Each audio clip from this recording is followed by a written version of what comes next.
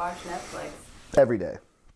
Thousands of movies and TV shows. The choices are endless. For some, that could be a problem. I've seen all of Breaking Bad, The Office, Parks and Rec, Mad Men. Netflix addiction is joked about all the time, but hours of binge watching can take over someone's entire night. Self-proclaimed Netflix addict John Jenkins says, for him, being an addict is more like a lifestyle. It's definitely something I have on in the background, at least all the time. Like on weekends, if I'm cleaning or cooking or doing things, it's usually on, and I can usually at least listen to it. He admits he's a big-time binge watcher, although there's an explanation for it. When Netflix is just giving it to you, you don't want to tell it no.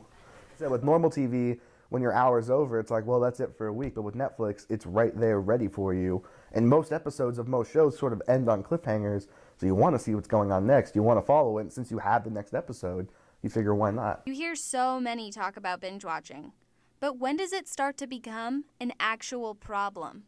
I mean, Netflix hopes that people will be addicted. That's their goal, right? They're trying to make these wonderful shows that people go on binge watching. Black is the orange. Orange is their new black color. UIS addiction professor Shreem Hashmat says, you know you're an actual Netflix addict when it starts affecting your social life. I mean, if I want to go out with somebody or if people are hanging out, I'll go out. But what about those who'd rather stay in and binge? What about those who prefer the show Friends over their own friends? Well, it's as simple as setting a goal and setting down the remote. You really have to be motivated, and then you set a goal, and the goals are very specific. You just don't say that, oh, I'm going to quit watching Netflix. You say, I'm going to really reduce it to specifically maybe 2 hours a day, and that could be a good start.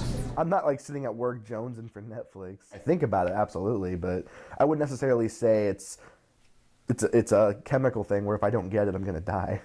For most, being a Netflix addict is just a fun title for a bad habit. If you're like John Jenkins and you have it under control, you're probably not an addict.